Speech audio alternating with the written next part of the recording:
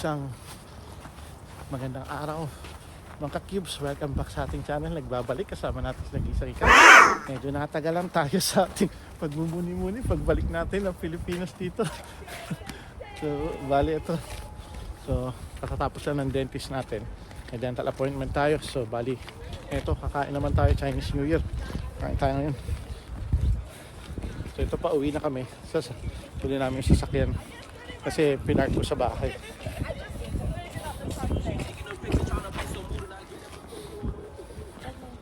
So walking distance lang naman yung yung dentist namin dito sa bahay. Dito lang sa town center, sa likod yung yung dentista namin. So salamat to sa nagre-recommend sa amin diyan. Napalapit kami dito. O yan, so pupunta naman kami ng Mandarin, kakain kami doon. So doon tayo magkwentuhan ulit.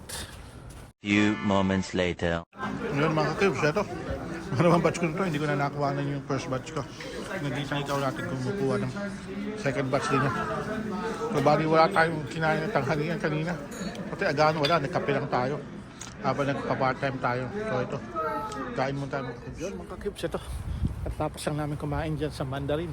Grabe, sarap kumain pag bagong linis yung ngipin, tingnan mo naman. Ayan, so bali, ito ang kagandahan ngayon ng yung wala kaming pasok ng 4 na araw. Nakakapagpahinga, nakagala-gala na kami sa gabi. Dati, tapos ng trabaho, uwi, diretso na. Friday or Sabado lang kami nakaagala ngayon. Maraming time para gumala, maraming time para mag-part-time. Sa tayong casino. Ayos, casino naman dito. Kala mo, dami pera nito. The next day.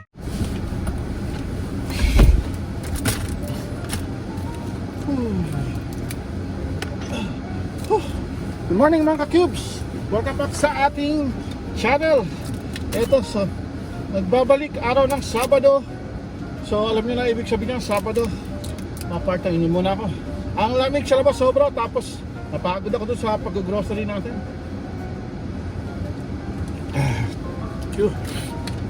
So yan, so bali ito, nagbabalik tayo. So medyo natagalan tayo ngayon sa pag-upload ng bagong video. Kasi naging busy tayo sa simula ng pagbalik natin sa Pilipinas. Almost 3 weeks na rin tayong nakakabalik sa Canada. Pero meron kasing malaking pagbabago sa sa schedule natin sa trabaho, kaya hindi rin tayo gano'n nakakapag-part-time. Kaya yun, nagbubuni-muni pa rin tayo. Yun, kung makikita nyo, wala gano'n traffic pa, maaga pa, 9:30, pero baka maya-maya hindi na traffic yan. Pero I doubt it na magka-traffic ngayon mga kids, kasi sobrang lamig yan. Feels like minus 24 ata. So yun ang nakalagay sa ngayon sa bulletin ng weather bulletin ngayon. Feels extreme cold down ngayon. So yun, so bali ito, so punta na tayo kay customer. Ito na nga, dumating na tayo sa bahay ni customer. So tara, i-deliver na muna natin to.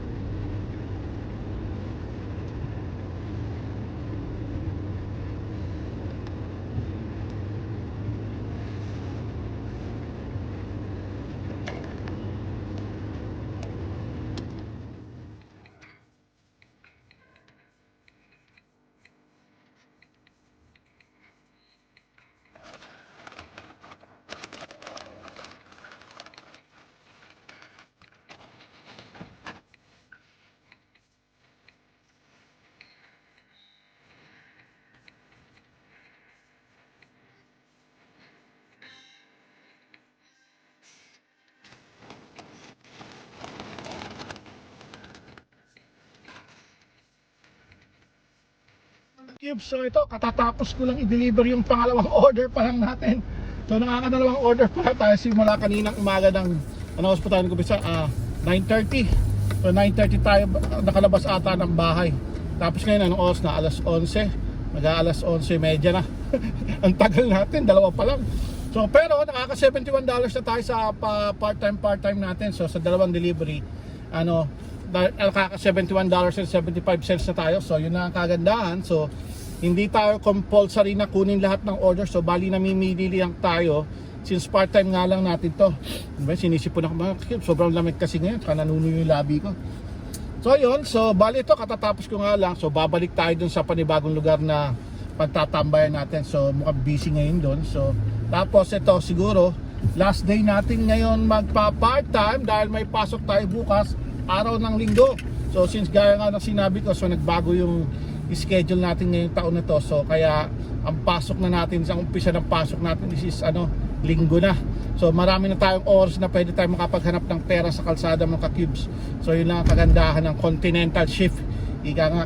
So biruin nyo, so sa isang buwan almost 14 days lang tayong papasok, pero ang bayad sa atin ganun pa rin naman. So meron pa tayo, ang kagandahan pa nun, meron tayong extra 4 hours kada paycheck. So yun ang incentive ng mga nasa continental shift sa amin. So sa first week, 3 araw kang papasok. Sa pangalawang linggo, 4 na araw kang papasok. So bali ganun ang palitan ng shift namin. So bali ito, so kakaliwan mo dito tayo dadaan. So yun, so bali mamaya na tayo magkwentuhan. So focus muna tayo sa pagdadrive, nakakasilaw kasi yung araw, against the light tayo. So mamaya na lang ulit mga ka-cubes. Few moments later. Yun, so bali ito, so nangos na mag-alas 12 na mga ka-cubes. So tambay muna tayo dito. So break time muna tayo. So bibili muna tayo dito sa Burger King, sa gasoline station. So since may coupon tayo, yun na lang yung gamitin natin, yung coupon natin sa Burger King. Pa-coupon na lang tayo, di ba? So makatipid-tipid naman tayo. May pumapasok na order. Tignan natin kung ito. Skip the dishes naman to. So kasi nga pala, so lahat may Tim Hortons in order. Sabay-sabay sila mga ka-cubes.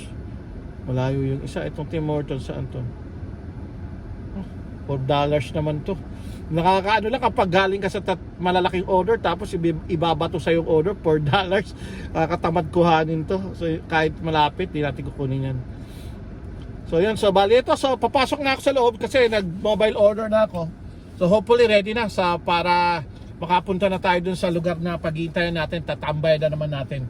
So ganyan ang diskarte natin ngayon. So bali kapag tapos ng pagtapos ng trabaho natin ng either ng Tuesday or Wednesday, the next day niya, full day tayo maghaharap ng pera sa kalsada at pag-alagala na tayo ni kasama si nag-iisang isa.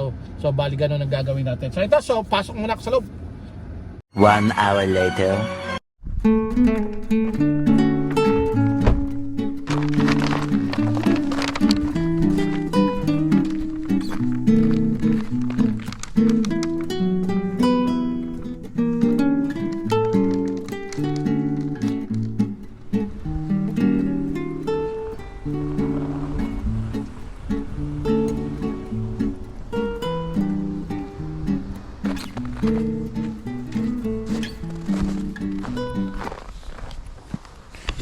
Yun, na-deliver na natin yung order na yun. $30 to dyan. Ayun, so tara, balik tayo dun sa lugar natin ulit.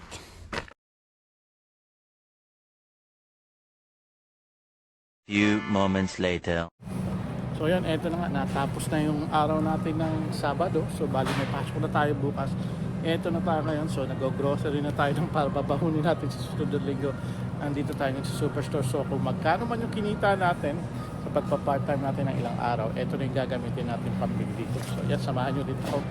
So bali, mamaya sasabihin ko rin kung magkano ba ang kinita natin. So ngayon, grocery muna tayo ng personal items natin. So ito na nga, so dito tayo. So makabumili na tayo ng bigas. Silang bigas, pero ito, so marami pa tayo ng gulay ng mga nabili. Hindi tayo ng gulay ng tips. Meron ako patatas, silang patatas, $1.99. Dito, price match natin. Ito, hanap ko na dito na magugulay natin mga tips. Ito, ang napasok yung stock nila, nagbigas nila ngayon. Kita nyo naman ito, ito clear out na natin. Tingnan natin isa. Ano naman bago. Ito bili na $14. Tayo sa mga tips. Although may stock na, okay na. So ito na nga, so hindi naman tayo talaga nagsasoft drinks pero nag-sale siya. $149 na lang, for dating $250 siya nito. So bili tayo ng kahit dalawang siguro.